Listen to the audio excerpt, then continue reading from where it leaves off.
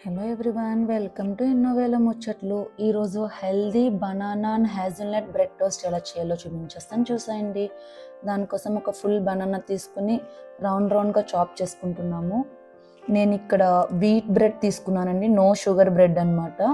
ఇది ఆర్గానిక్ది, అక్షయ కల్పలో తీసుకున్నాను. అండ్ నేను హ్యాజిల్నట్ స్ప్రెడ్ యూస్ చేస్తున్నాను. అందులో ఎటువంటి షుగర్ యూస్ చేయలేదు, జస్ట్ రా కోకోనట్ నెక్టర్ యూస్ చేశారు. సో ఒక బ్రెడ్ స్లైస్ తీసుకుని ఒక 1 టేబుల్ స్పూన్ ఆఫ్ హ్యాజిల్నట్ని స్ప్రెడ్ చేసుకోవాలి.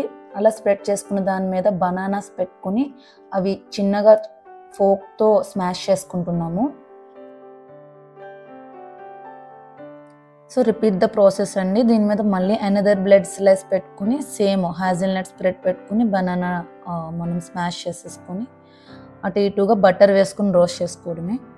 మార్నింగ్ చాలా క్విక్గా ఎప్పుడైనా బ్రేక్ఫాస్ట్ హెల్దీగా కూడా తినాలనుకుంటే యూ మస్ట్ ట్రై అనమాట.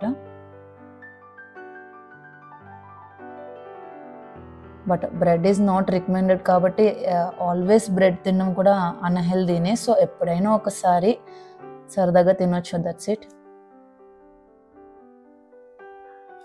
సో ఒక ప్యాన్ తీసుకుని దాంట్లో ఒక టేబుల్ స్పూన్ ఆఫ్ బటర్ వేసుకుని బ్రెడ్ను అటు ఇటుగా టోస్ట్ చేసుకోవాలి.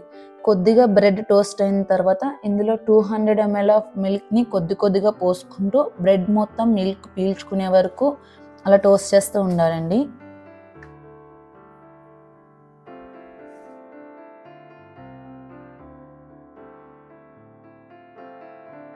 చేసినప్పుడు కేర్ఫుల్గా ఫ్లిప్ చేయండి, ఎందుకంటే ఇది చాలా మెత్తగా ఉందన్నమాట. మొత్తం అంతా పీసెస్ లాగా అయిపోతున్నట్టు. సో మన మిల్క్ని కూడా అలా బ్రెడ్ పైన పోసుకుంటూ దీన్ని మొత్తం టోటల్గా మిల్క్ అంతా ఎవపరేట్ అయ్యే వరకు ఉంచుకుంటే మన బ్రెడ్ కూడా ఫ్లఫీగా ఉంటుంది.